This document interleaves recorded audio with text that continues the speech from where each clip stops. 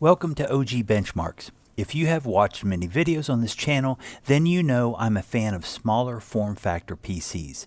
Most small PCs use some type of ITX motherboard, and the ITX form factor is my mainstay.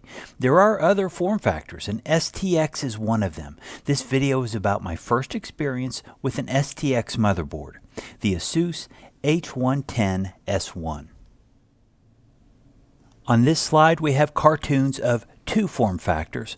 On the left is the mini-ITX form factor motherboard. To the right is an STX, specifically mini-STX motherboard. The ITX board is about 170 by 170 millimeters square. The STX board is smaller at 140 by 146 millimeters, not quite as square. The position of the CPU also differs in the layouts. So, STX is smaller than ITX. STX, being so small, does not have space for a typical 24-pin ATX power connector. So STX boards have DC barrel jacks. STX boards require SODIMM, laptop RAM, and lack a PCIe slot.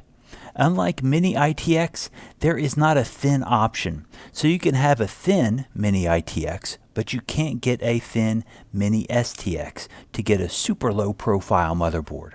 To my knowledge, you can only get STX boards with an LGA 1151 or AM4 socket. There aren't LGA 1200 or 1700 versions, though that could change. Maybe there will be an AM5 socket once those CPUs hit the market. One of the products that includes a mini-STX motherboard is the Asus DESKMINI.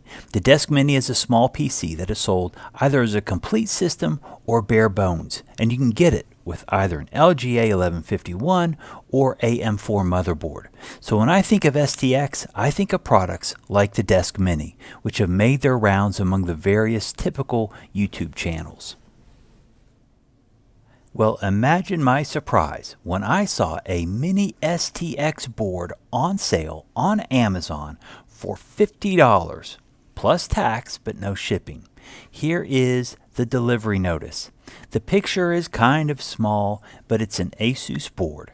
$50 for a brand new board, even LGA 1151, is quite a good deal. Of course, that assumes you have an interest or need for the board. I just wanted to get my hands on an STX board, so I jumped at the price. These have long sold out, but I wouldn't be surprised if another lot appeared again. Anyway, after ordering the board, I couldn't wait for it to arrive. Look at that nice box. Nice packaging for this motherboard. Well, I was a bit surprised when this white box arrived. This box does not look like consumer packaging. The only markings were on the side with some very basic information on the board. This looks like packaging for a motherboard that was meant to be opened by an OEM so that the motherboard can be used in another product. Another product like the Asus DESKMINI. So my theory on this group of motherboards is that the DESKMINI didn't sell as well as Asus hoped. Asus then found they had extra motherboards on hand, sold them to some other distributor, and the motherboards have now made their way to Amazon at low prices. Regardless, this is a legitimate mini-STX board, and I'm excited to have my hands on one. I'm sorry to say I didn't take a picture of the board itself, but here are some of the accessories from the box. On the right are two SATA data cables. Of course, there is a rear I/O shield. The socket cover was originally on the motherboard, not loose in the box. The item on the far left is a SATA power cable. Normally your PSU has the SATA power cables, but these STX boards are designed to work with a DC power brick with just a 12-volt barrel jack. The adapter doesn't deliver the additional 5-volt lines required by SATA. Instead, this motherboard handles conversion of the 12-volt input to 5-volt and has a special plug that provides SATA power. This SATA power cable connects to a special plug to power any SATA drives. In my case, I'll be using the M.2 drive option on this board, so I won't be using either the SATA data or SATA power cables. Here is the assembled board. The screwdriver provides a little size reference. This board is tiny. Under the cooler is an i3-6100. That is a Skylake CPU that is compatible with this LGA 1151 board with its H110 chipset. I have just one stick of DDR4-2400 RAM installed at this point. The CPU cooler is a low-profile Titan model. Although low profile, the Titan cooler is still higher than the rear I/O of this board, specifically the USB and Ethernet port. I'd like this build to be as small as possible, so I decided to change out the cooler for something a bit lower, ideally no higher than the USB Ethernet ports on the rear I/O. Here is cooler number 2 that I tried. This is the Silverstone NT07. It is really low and sits well under the USB and Ethernet ports. Clearance above the motherboard is not an issue. What is an issue is that this cooler screws into the motherboard and requires a backplate.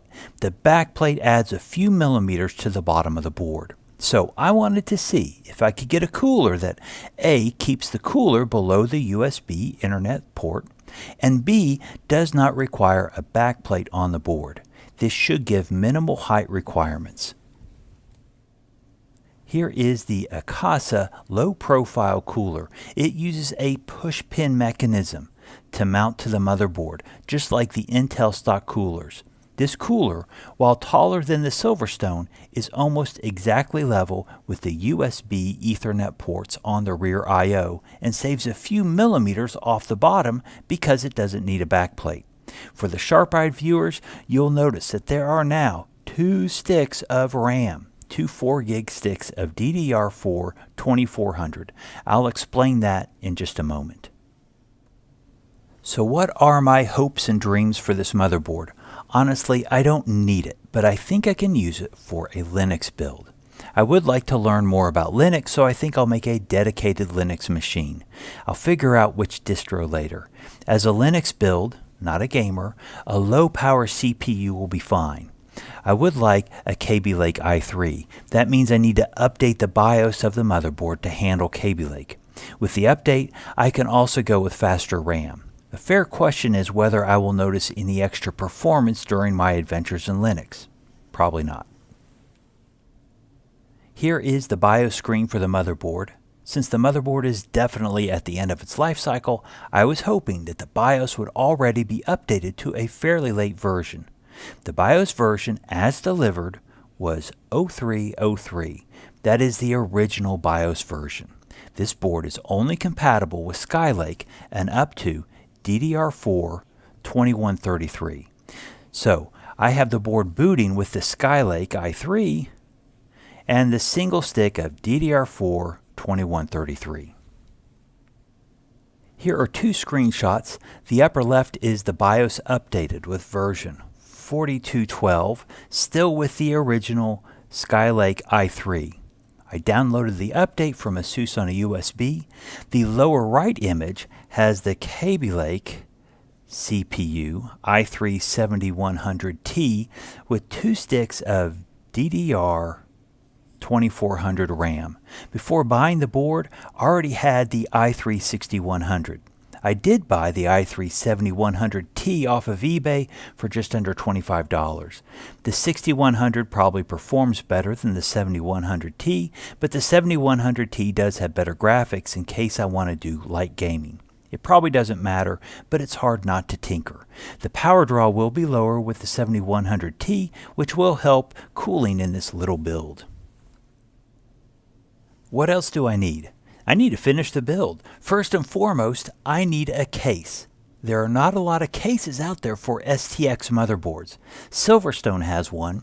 It's tiny at just 1.5 liters. But I don't want to pay $60. I poked around AliExpress and Alibaba for mini-STX cases, but I couldn't find any. The market for STX seems to be very small, and perhaps STX is actually a dead form factor, which would explain why this board was so cheap on Amazon. Still, I think what I'll do is 3D print a case. I think I can get the volume down close to 1 liter, and it will be more distinctive as a custom case. It's going to be a while before I get to this, but that is the plan. Those are my adventures so far with the mini-STX form factor. I'm glad to have the board, but ITX and ATX are clearly where the action is. Thank you for watching to the end. Please subscribe, leave a like, or make a comment. Take care.